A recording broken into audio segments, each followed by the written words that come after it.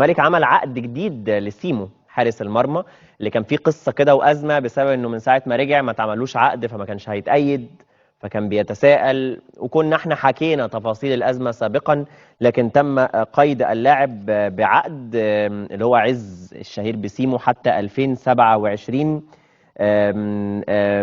بعد ما كان جه الزمالك من امبي وبعديها سافر اسبانيا ورجع مره تانية. اذا تم عمل التوقيع، كان وقع طبعا مع فيوتشر لو تفتكروا، بعديها الزمالك رجعه لما ما عرفوش يأيدوه، والان عملوا عقد جديد للاعب اللي كان انقطع من التدريبات فتره غاضبا من التجاهل. طيب، في الاهلي في تقارير اتكلمت على قصه استياء في الاهلي من برونو سابيو، اللاعب اللي هو خرج من قائمة الأهلي في كأس العالم للأندية. طبعا هو مجرد الاستبعاد ده طبيعي ان هو يثير علامات استفهام، يعني سواء كان استبعادا فنيا هيثير علامات استفهام او كان استبعادا بأسباب أخرى هتبقى عايز تعرف ايه الأسباب الأخرى.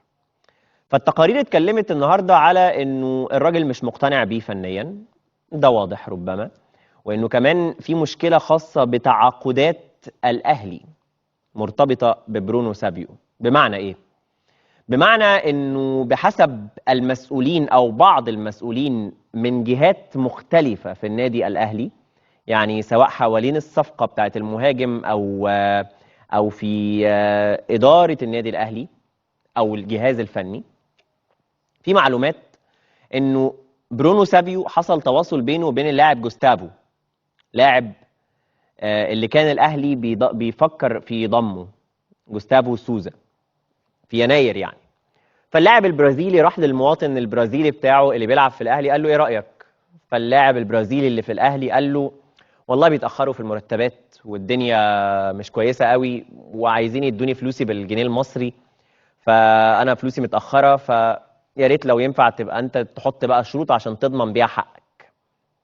فحصلت مشكله ما بين كولر واللاعب وإدارة النادي الأهلي مع اللاعب، إنه رأوا إنه اللاعب ده كان من أسباب بوظان صفقة كادت تتم، ده بحسب التقارير وتأكدنا إن ده موقف الأهلي من اللاعب. تعالوا نستعرض التفاصيل الواردة حول هذه الأزمة بخصوص برونو سابيو اللي استبعد من قائمة الأهلي في كأس العالم للأندية.